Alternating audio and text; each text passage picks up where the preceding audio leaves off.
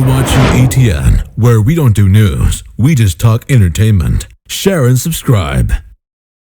Hey guys, welcome to Entertainment Talk Nation. This is Rob. This video, we're going to do March to Avengers Age of Ultron. It's been a couple of weeks. I'm a little behind, so we're going to do a double header. This video, we're going to shortly review and discuss Thor. And then the second half of this double header, we're going to shortly review and discuss Captain America, First Avenger. Obviously, like I said, short review, and then discussing the character and their potential role in the upcoming Age of Ultron movie. So let's talk about Thor. Yes, Thor. The first Thor movie was, I thought what it did good was bring the world of magic and science together and explain it. It really actually was a lot more effective than I think most audiences realize, because when you think about movies coming up like Doctor Strange, and me and Xander spoke about this on the podcast not too long ago, it sets up that world. It basically puts Marvel's magic stuff, for lack of a better word, into the realm of possibility for viewers. You know, especially now with Scarlet Witch coming out, that's going to be a whole new thing. Doctor Strange is probably the best way, or Doctor Strange probably will be most affected by the introduction of magic and science as one. And I think he'll benefit from that.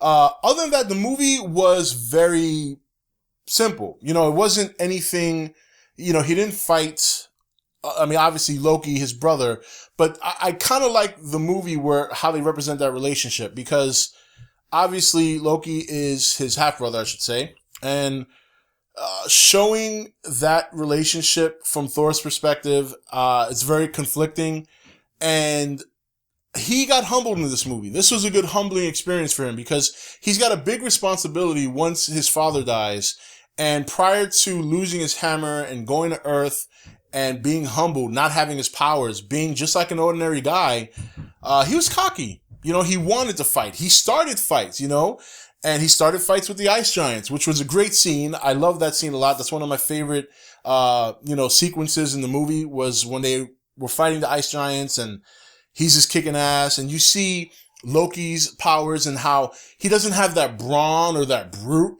but he's very, clever, very smart, uses his magical abilities to fool people. He's used it on Thor many times. We know this. And I thought the first Thor overall was a decent movie. It was a good introduction to the character. It's a character that is not, until now, at the time and before that, wasn't really on the upper echelon of Marvel. You knew he was an Avenger. You knew he was a god. And you knew he was part of the mythology lore. So it was a good introduction to the character. I think Chris Hemsworth is another one of those men that are just the character. When you talk about, Robert Downey Jr. being Iron Man and Tony Stark's, I really do think, in my opinion, Chris Hemsworth is Thor. So, it's just, he's got that look. Obviously built very well. The ladies love him, of course. So, so I thought the first movie was good. It wasn't spectacular. It wasn't a groundbreaking story. It obviously did not deliver the kind of things that the first Iron Man delivered or some other Marvel movies, but nonetheless, it was enjoyable. And really, that story set up a growing period that Thor had to go through in order to become Earth's protector. Earth's protector. And on top of that, still be able to team up with the people we know now. Obviously Iron Man, Captain America, things of that nature. So then, in this movie, I think it's going to be interesting, because I think he's going to have probably a bigger role than most of us suspect. And I think it's something that's going to carry over into other movies. We see Thor in this movie. We've seen some shots of him like grabbing Tony by the neck, and not much else. The other shots, we've seen him teaming up and fighting with his comrade, hitting Captain America's shield. But there's not too much that indicates that he's going to have a major role. But we have to take into consideration what we left off with from the Dark World. We know that Loki obviously has either killed or imprisoned Odin, and we know that he's running the show. There is word that, I'm not sure if it's been confirmed. I thought it was, but you hear so many different things now. But I'm going to say if, just because I'm not 100% sure, but if Thanos does make an appearance in this movie, I think that's going to affect a lot of what Thor has to do with this movie. Because when you think back, remember, the gauntlet, the actual Infinity Gauntlet that holds the gems is in the trophy room in Asgard. Okay, we know that Loki and Thanos have obviously, I don't want to say teamed up, but he has obviously used Loki probably to get the Mind Gem or the Tesseract, and furthermore control Earth or destroy Earth. So, it could be, I'm just speculating here, but there could be a short scene where they show Thanos raid Asgard. He's a mad titan. I'm pretty sure it'll be tough to stop him. And with Odin gone and Thor on Earth, it's probably easy pickings. Maybe we'll see a nice little fight between Heimdall and Thanos, but it'll probably be one-sided. And who knows? He might get there, get the Tesseract, get the glove, and then capture Loki or coerce Loki to help him again. Again, that's a major speculation.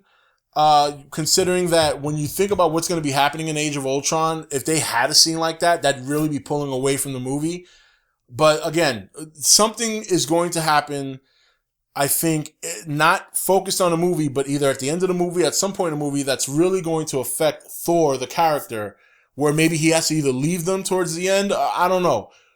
All I do know is that I would think we'd have to see it here before Ragnarok, at least to give us an idea of what we're getting into. Because we already know we're going to get definitely a setup for Civil War. And I don't expect Civil War to set up Thor, Ragnarok. So I would think we need something in this movie, whether it's big or small, to set up Thor's movie. Because I think that third Ragnarok movie, I think first of all, it's probably going to be the best one out of the three.